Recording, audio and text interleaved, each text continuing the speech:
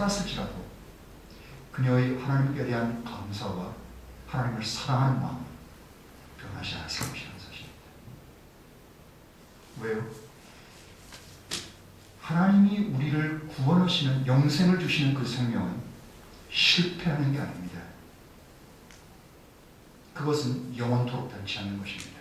하나님이 만약에 사람에게 영생을 주셨다면 그 생명은 변하지 않습니다. 중간에 실패하고 중간에 배신하고 배도하고 열매를 못 맺고 하는 형태로 끝나지 않는다는 사실입니다.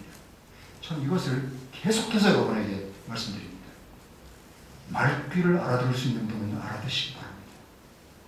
저는 말귀를 알아들으라고 얘기합니다. 네 종류의 씨앗 얘기를 여러분 기억하시죠? 맨 마지막에 30배든 60배든 100배든 결실한 씨앗만 생명이 있는 씨앗입니다. 길가에, 그 다음에 돌 위에 뿌려진 씨앗은 말씀을 듣고 즉시 반응했다고 했습니다. 기뻤습니다. 구원받았어! 이러면서요. 그런데 흙이 깊지 못함으로 말씀으로 인해서 환난이나 말씀이 자기를 시험하게 되면 즉시 뿌리가 없기 때문에 타서 죽어버린다고 했습니다. 가시덤불에 뿌려진 씨앗은 말씀을 듣고 그 말씀이 옳은 줄 압니다. 그 말씀대로 살아줘야 되는 것도 압니다. 그것 때문에 근심도 합니다. 그렇지만 이 생의 염려와 부와 리에 대한 그 욕망 때문에 전혀 열매를 맺지 못합니다. 나중에 추수할 때가 되면 어떻게 분류가 될까요? 어떻게 분류가 될까요? 알곡은 창고에 들어가지만 쭉정이는 모조리 모아서 반을 만들어서 불에 집어던지십니다. 여러분, 절대로 농담이 아닙니다. 자신의 상태를 심각하게 진단해야 합니다.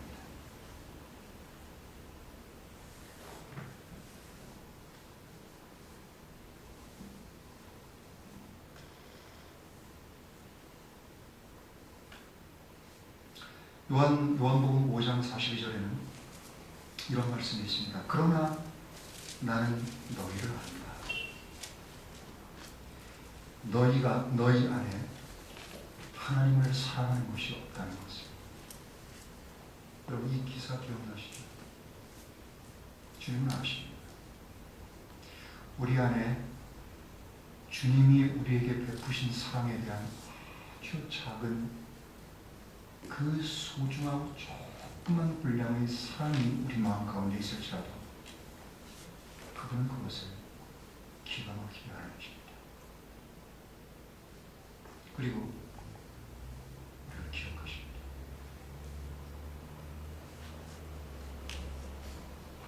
구약 성경에 보면 말라키라고 하는 구약의 맨 마지막 부분이 나오죠.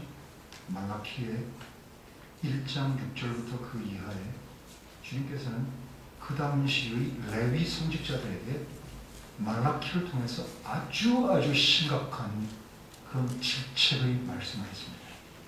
그들이 바치는 희생물 때문에. 시간 관계상 그 부분은 다 하시면 되겠습니다. 고린도후서 8장을 한번 볼까요? 이 부분만 보고 마쳐야겠네요. 고린도후서 8장.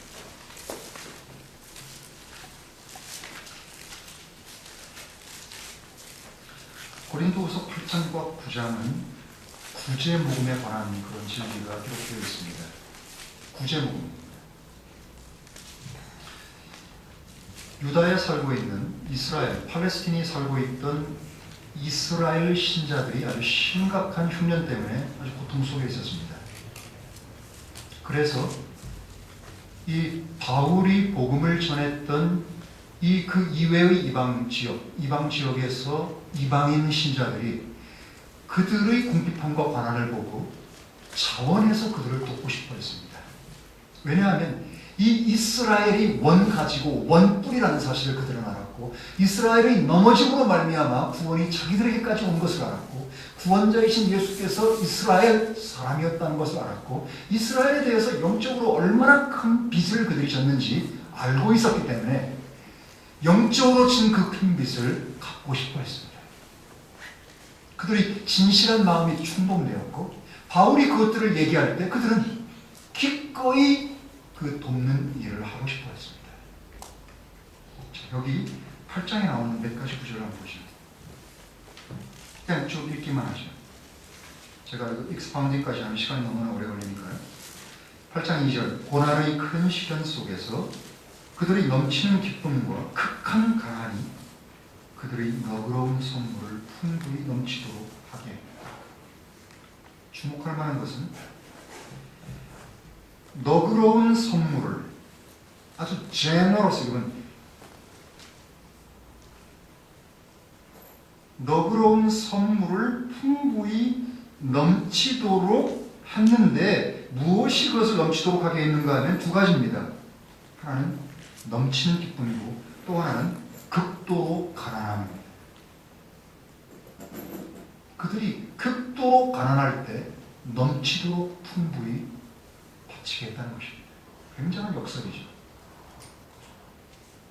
내가 실로 증거하노니 그들이 힘 닿는 데까지 할 뿐 아니라 그만큼 해도 충분했는데 그것을 넘치게 했다는 것이죠.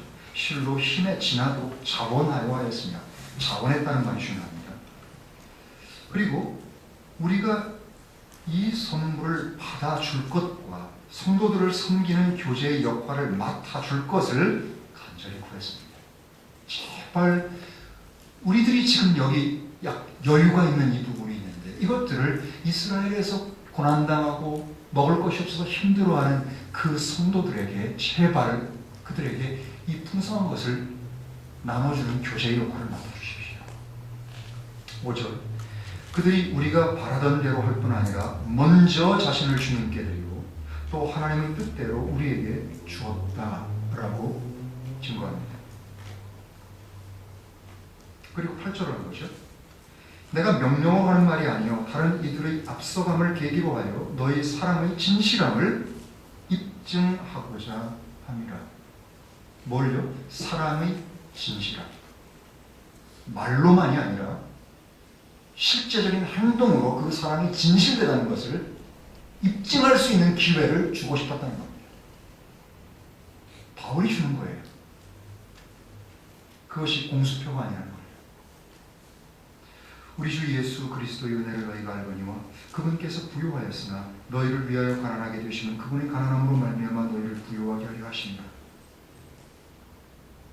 11절, 이제 행하던 일을 완수하라. 마음이 준비되어 있은즉 너희가 가진 것으로도 완수할 수 있으리라.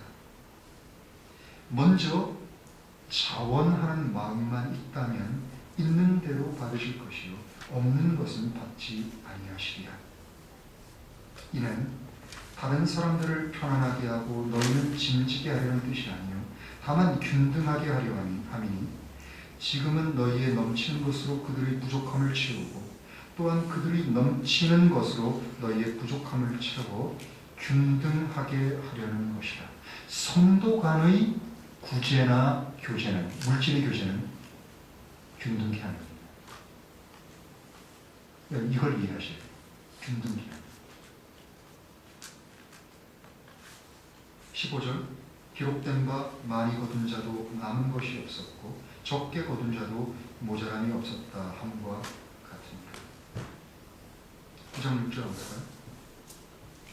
그러나 내가 이것을 말하노니 인색하게 뿌리는 자는 또한 인색하게 거둘 것이요 후하게 뿌리는 자는 또한 후하게 거두리라.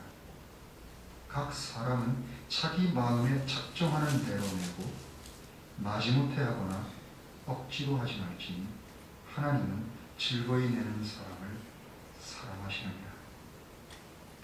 하나님께서 능히 모든 은혜를 너희에게 넘치게 하시나니 이는 너희가 항상 모든 일에 모든 것이 넉넉하여 모든 선한 일을 넘치게 하게 하려 하시니라. 기록된 바 그분께서 널리부터 가난한 자들에게 주셨으니